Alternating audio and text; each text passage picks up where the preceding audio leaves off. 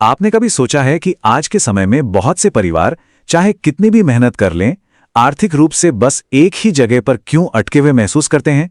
चलिए आज इसी बात की तह तक जाते हैं कि आखिर ये दबाव आ कहां से रहा है। तो शुरुआत एक बहुत ही आम कहानी से करते हैं, जो हमें अक्सर सुनाई जाती है कि लोग पैसों की तंगी में क्यों पड़ते हैं। ये एक आम सोच बन गई है ना, कि अगर कोई आर्थिक मुश्किल में है तो पक्का वो अपने शौक पर मतलब फालतू चीजों पर बहुत ज्यादा खर्च कर रहा होगा। पर क्या सच में यही पूरी कहानी है? लेकिन सच कहूं तो आंकड़े कुछ और ही कहानी बताते हैं। ये कहानी फिजूल खर्ची की नहीं, बल्कि हमारी अर्थव्यवस्था में आए एक बहुत बड़े और बुनियादी बदलाव की है। इसे कहते हैं दो आय का जाल। इसका सीधा सा मतलब है कि आज के परिवारों को घर चलाने के लिए एक नहीं बल्कि दो लोगों की कमाई चाहिए। और हैरानी की बात तो यह है कि ज्यादा कमाने के बाद भी वे पहले की एक कमाई वाले परिवारों से कहीं ज्यादा आर्थिक खतरे में हैं। तो ये दबाव आखिर आ कहां से रहा है? कॉफी या महंगे फोन से? नहीं, असली वजह तो वो बड़ी बड़ी चीजें हैं जिनसे कोई बच नहीं सकता, जैसे घर का किराया या ईएमआई, हेल्थ केयर का बिल, बच्चों की पढ़ाई का खर्च और नौकरी रहेगी या नहीं इसकी चिंता। तो ठीक है, असल में पैसा जा कहां रहा है?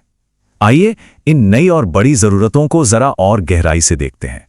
ये आंकड़ा जरा ध्यान से देखिए, 62%।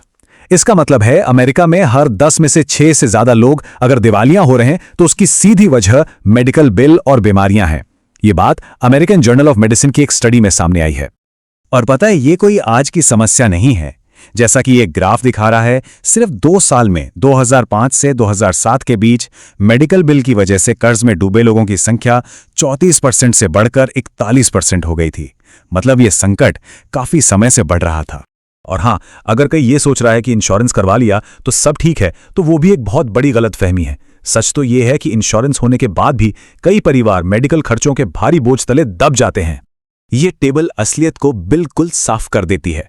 देखिए, एक मिडिल क्लास परिवार की कमाई का लगभग 75% हिस्सा तो सिर्फ जरूरी चीजों में ही चला जाता है।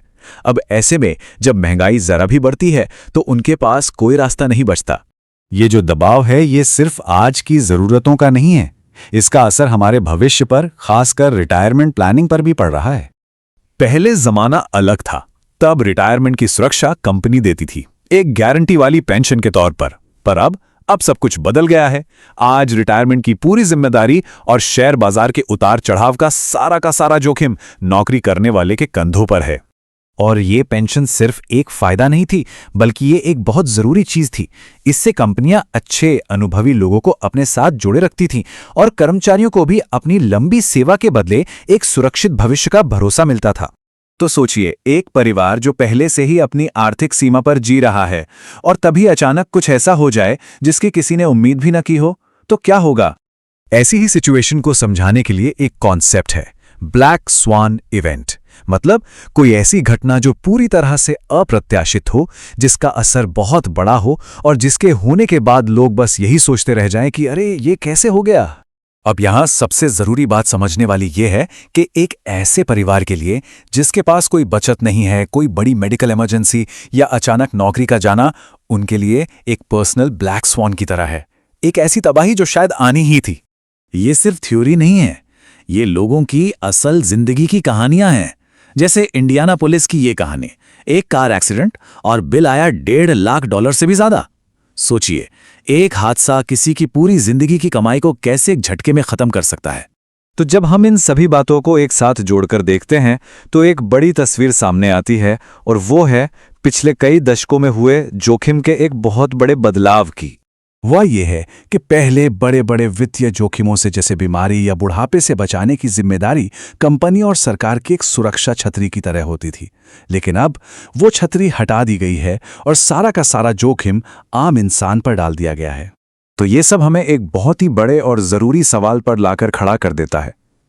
जब सारा वित्तीय बोझ और जोखिम एक अकेले इंसान पर है, तो आज के दौर में एक सुरक्षित भविष्य के सपने का, उस अमेरिकन ड्रीम का क्या मतलब रह जाता है?